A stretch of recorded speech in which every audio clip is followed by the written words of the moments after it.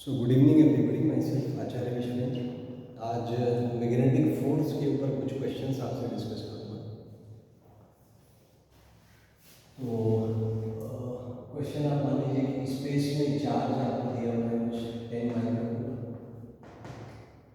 Velocity दिया हुआ है किसी पार्टिकल का 2 है -3 है प्लस 4 है, और मैग्नेटिक फील्ड आपको दिया हुआ है -i है प्लस j है प्लस 5/4 के, ये आपको दिया हुआ है। अब इसमें क्वेश्चंस अपन ट्राई करेंगे। तो पहला बहुत सिंपल क्वेश्चन से स्टार्ट करते हैं। पहला क्वेश्चन है, इसका स्पीड आप निकाल लीजिए। बात नंबर 1। बात नंबर 2, मान लीजिए मास इसका कुछ 100 ग्राम, इसका मोमेंटम आप निकाल लीजिए। तीसरा क्वेश्चन है मैग्नीट्यूड ऑफ मोमेंटम निकाल लीजिए।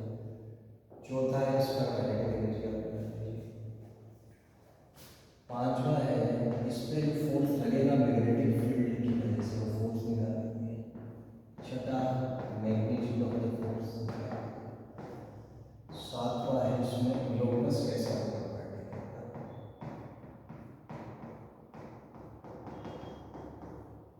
आठवां उस लोकस का रेडियस क्या होगा। 9th उसमें टाइम पीरियड क्या होगा। 10th फ्रीक्वेंसी क्या होगा। 11th एंगुलर फ्रीक्वेंसी क्या होगा। 12th क्या इसका फ्रीक्वेंसी स्पीड पे डिपेंड करता है। तो ये कुछ नंबर ऑफ क्वेश्चंस हैं जो इससे रिलेटेड हम बना सकते हैं। आइए इसको डिस्कस करते हैं। So the first question is you need to find the speed. तो इसमें आपका काइनेमेटिक्स में इमेज हो जाएगा। तो ये तो सिंपल है, स्पीड हम निकाल सकते हैं एज मैग्नीट्यूड ऑफ वेलोसिटी। तो इसका मैग्नीट्यूड होगा 2² + 3² + 4²। -3² होगा, बट -3² + 3² सेम ही होगा। इसको फर्दर सॉल्व करेंगे। 4 + 9 + 16, तो ये आपका √29 आ जाएगा यहाँ से। बात नंबर 2, मोमेंटम को अपन लिख सकते हैं मास इनटू वेलोसिटी। तो 100 ग्राम को 0.1 लिख सकते हैं, और वेलोसिटी आएगा आपका 2y - 3j + 4k। इसको सॉल्व करेंगे आप तो 0.2y - 0.3j + 0.4k का आएगा। ये आपका सेकंड क्वेश्चन का आंसर होगा। थर्ड में अगर आप मैग्नीट्यूड ऑफ मोमेंटम निकालेंगे तो स्क्वायर करके ऐड कर लीजिए। 0.2² + 0.3² + 0.4²। यहाँ से आपका मैग्नीट्यूड ऑफ मोमेंटम आ जाएगा। काइनेटिक एनर्जी होता है आपका हाफ mv²। तो यहाँ से मास को आप लिख सकते हैं 0.1। v है √29, तो v² आपका 29 आ जाएगा। तो ये आपका 2.9/2 या 1.45 जूल आपका काइनेटिक एनर्जी आ जाएगा। तो सिंपल सी क्वेश्चन है, मैकेनिक्स से रिलेटेड आप ऐसे सॉल्व कर सकते हैं। नेक्स्ट आते हैं magnetic force. So magnetic force is equal to q × v cross v। तो ये आपको क्रॉस प्रोडक्ट यहाँ पे यूज करना पड़ेगा। सो q here is 10 microcoulomb, micro means 10⁻⁻⁶, and v cross v के लिए आपको ij के यूज करना पड़ेगा। सो this is 2, this is -3, this is 4, this is -1, this is +1, this is 5/4। तो ये डिटरमिनेंट बन जाएगा। इसको आप सॉल्व कर सकते हैं। 10⁻⁻5 यहाँ पर I cap into this will be -15/4 -4 j cap। ये हो जाएगा आपका 10/4 -+4 और जी प्लस k cap। यहाँ से आ जाएगा आपका 2 -3। तो यहाँ से आप मैग्नेटिक फोर्स कैलकुलेट कर सकते हैं। पहला मैग्नीट्यूड इसका निकाला तो स्क्वायर करके आप ऐड कर दीजिए, जो मैंने डिस्कस किया। आई वाले का, जे वाले का प्लस के वाले का स्क्वायर, यहाँ से आपका मैग्नीट्यूड आ जाएगा।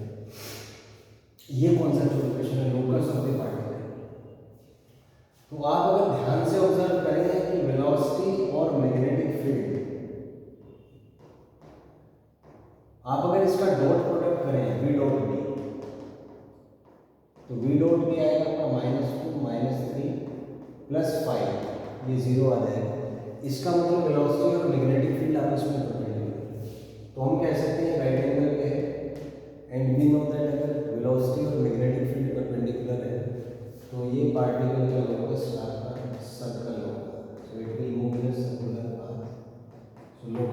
Particle will be a circle, पहली चीज। अगला इसमें पूछा इसका रेडियस, तो रेडियस हमें पता है कि सर्कल में घूमेगा तो centripetal force q B v होगा, तो वहाँ से कैलकुलेशंस करके रेडियस आपका m B one q B आ जाता है, स्टैंडर्ड सा क्वेश्चन। टाइम पीरियड, इसका टाइम पीरियड आता है 2 पाई एम बाई क्यू, यहाँ से टाइम पीरियड आ गया। फ्रीक्वेंसी होता है 1 by time period q B by 2 pi, ये सारे स्टैंडर्ड केसेस हैं, तो ध्यान रखिए आप, मैं केवल उसको रिवीजन होता टाइप से आपको पढ़ाना। एंगुलर वेलोसिटी, तो ये आएगा क्यू बी बाई ए, और क्या फ्रीक्वेंसी वेलोसिटी पे डिपेंड करती है, और यही प्रिंसिपल होता है आपका साइक्लोट्रॉन का। कई बार क्वेश्चन है कि साइक्लोट्रॉन किस प्रिंसिपल पे वर्क करता है, तो साइक्लोट्रॉन में डीज होती हैं, चार्ज को आप उसके बीच में इलेक्ट्रिक फील्ड होता है, डीज के अंदर मैग्नेटिक फील्ड होता है, और ये इसी कॉन्सेप्ट पे बेस्ड है कि जो फ्रीक्वेंसी ऑफ रेवोल्यूशन है किसी चार्ज पार्टिकल का मैग्नेटिक फील्ड में, वो उसके स्पीड पे डिपेंड नहीं करता, क्योंकि अगर वो स्पीड पे डिपेंड करेगा तो फिर जो इलेक्ट्रिक फील्ड आपने डीज के बीच में रखा है वो एक सर्टेन फ्रीक्वेंसी पे काम कर रहा है, एसी सिग्नल हम यूज़ करते हैं, तो उसकी पोलैरिटी एक सर्टेन टाइम के बाद एक सर्टेन फ्रीक्वेंसी पे ऑपरेट होती है। तो अगर फ्रीक्वेंसीज मैच नहीं करेंगे तो पोलैरिटीज चार्ज के अकॉर्डिंग चेंज नहीं हो पाएगा, तो उसका स्पीड बढ़ाने में प्रॉब्लम बढ़ नहीं पाएगा एक्चुअली। तो इसी वजह से साइक्लोट्रॉन इस प्रिंसिपल पे बेस्ड है कि frequency of revolution of charge particle is independent of the speed. तो उसमें ऐसा होता है कि इनिशियली किसी जीरो वेलोसिटी से पार्टिकल बहुत कम वेलोसिटी से मूव करना स्टार्ट करते हैं, इलेक्ट्रिक फील्ड उसको एक्सेलरेट करेगा, स्पीड बढ़ाएगा, जैसे ही मैग्नेटिक फील्ड में घुमा वो सर्कल में घूम जाएगा, फिर ये बाहर आएगा निकल के, जब तक ये बाहर आएगा तब तक पोलैरिटी चेंज हो चुकी होगी, जिससे कि ये दोबारा से एक्सेलरेट करे। तो अगर ये बी से एंटर करेगा तो किसी वी से बाहर निकलेगा, लेकिन जब ये दोबारा डी से बीच में जाएगा तो उसका स्पीड वी से 2v हो जाएगा, जिससे इसका रेडियस बदल जाएगा, रेडियस बढ़ जाएगा, तो इसका रेडियस ज़्यादा होगा, फिर ज़्यादा होगा, फिर ज़्यादा होगा, इस तरह से फाइनली एक सॉर्ट ऑफ स्पाइरल आप कह सकते हैं पाथ फॉलो करते हुए, जिसका रेडियस लगातार बढ़ता है, फाइनली एग्जिट कर जाएगा। So this is how cyclotron is based. तो उसके बेस्ड क्वेश्चंस हमने डिस्कस किए। So ultimately it's related to the magnetic force, its locus, frequency, time period which is independent of the speed of revolution of the charge particle. So it is based on the concept of that. तो ये आपने देखा, इसमें जो videos बनाने का मेरा purpose है वो ये है कि एक टॉपिक से related different number of cases हम डिस्कस करें, different number of manipulations discuss करें, क्योंकि अभी समय है, टाइम है कि हम इंटीग्रेटेड तरीके से पढ़ें। होता क्या है, आप ऐसे सोचें, जेई का एग्जाम हो या नीट का एग्जाम हो, these are based on psychologically design mental patterns, patterns का खेल है। पूरे जेई या नीट की बात करूँ तो लगभग 9000 पैटर्न्स हैं। पीसीएम ले लीजिए आप, या पीसीबी ले लीजिए, और किसी क्वेश्चन को सॉल्व करने में उन्हीं पैटर्न्स का यूज होता है। तो आप ऐसे समझें कि मान लीजिए फिजिक्स की मैं बात करूँ तो फिजिक्स में 28 चैप्टर हैं, 6 ब्रांचेस, और उसमें लगभग 350 टॉपिक्स आप मान लीजिए, और लगभग 3000 पैटर्न्स हैं। तो ऑन एन एवरेज आप मान लीजिए कि एक चैप्टर में आप ऐसा मान लें कि करीबन 30-35 पैटर्न्स आप इस तरीके से मान लीजिए, इतने पैटर्न्स हैं एक चैप्टर में। तो उसमें पैटर्न्स इंपॉर्टेंट है। अब आप लगे 3000/30, तो रफली ये जो है 100 को अप्रॉक्सीमेट करेगा, मतलब एक चैप्टर में टोटल 100 पैटर्न्स आप मान लीजिए, कम से कम इतना ही होगा। तो सारा खेल पैटर्न्स का है। जो शार्प स्टूडेंट्स हैं वो पैटर्न्स को देखते हैं कि ये चैप्टर है, इस चैप्टर में इतने टॉपिक्स हैं, इतने टॉपिक्स में ये सब टॉपिक्स हैं, और ये इसके पैटर्न्स हैं, और फिर वो उन पैटर्न्स की इंटीग्रेटेड प्रैक्टिस करते हैं डिफरेंट क्वेश्चंस की फॉर्म में।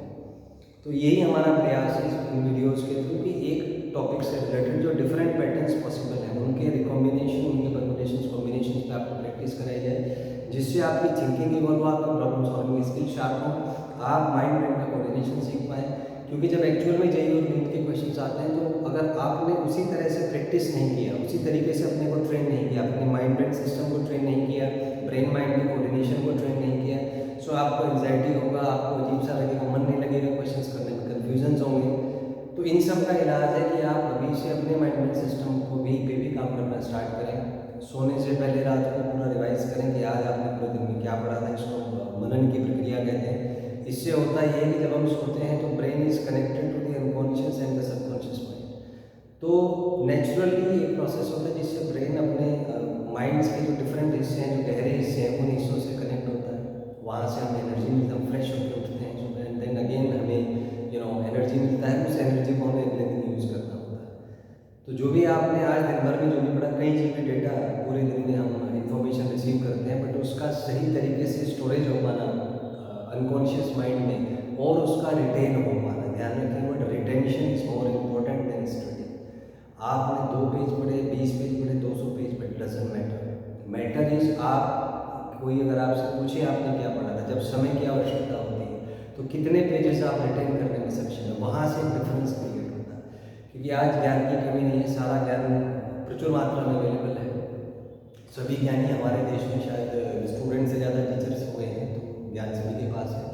बाकी ऑनलाइन तो ज्ञान है, इंफॉर्मेशन अबंडेंट है, लेकिन वो ज्ञान का कोई महत्व नहीं है उसमें, क्योंकि जो पैटर्न है ज्ञान की अगर उपयोगिता ना हो तो उसका कोई महत्व नहीं है। जो मैंने बताया सब उसमें अवेलेबल है डेटा, लेकिन अगर ये आपके माइंड ब्रेन सिस्टम में एक पैटर्न की फॉर्म में स्टोर नहीं है, जब समय पड़ता है, जब आपसे कोई पूछे कि इससे रिलेटेड क्वेश्चन आप कीजिए, क्या उस समय आप इस इंफॉर्मेशन को अपने माइंड ब्रेन सिस्टम, अपने माइंड से ब्रेन तक ट्रांसफ़र करने में सक्षम है, वहाँ से डिफरेंस क्रिएट होता है। तो होता ये है कि बहुत से बच्चे वो रिवीजन पे ध्यान नहीं देते, रिटेंशन पे ध्यान नहीं देते, वो पढ़ते रहते हैं किताबें किताबें किताबें, बहुत सारे क्वेश्चंस पढ़ लेते हैं बट रिवाइज नहीं करते, रिटेंशन प्रोसेस पे ध्यान नहीं देते, जिसका कारण होता है कि जब वो एक्चुअल में टेस्ट में बैठते हैं क्वेश्चंस करने, उनको कुछ भी याद नहीं आता, वो भूल जाते हैं, उनकी परफॉर्मेंस अच्छी नहीं होती और उनकी सारी मेहनत वेस्ट हो जाती है। सो थोड़ा सा थिंक करें, अपने माइंड सिस्टम पे थोड़ा सा काम करें। इस बारे में अगर आप और जानना चाहते हैं, मेरी बुक है OST by Acharya Vishwanath, you can search that, या इस पर वीडियो भी है मेरा OST बाय आचार्य विश्वनाथ, उसमें मैंने डिटेल्स में डिस्कस किया है brain mind their coordination and how they can optimise your performance. So if you have any doubt, you can still ask in the comment section. Thank you and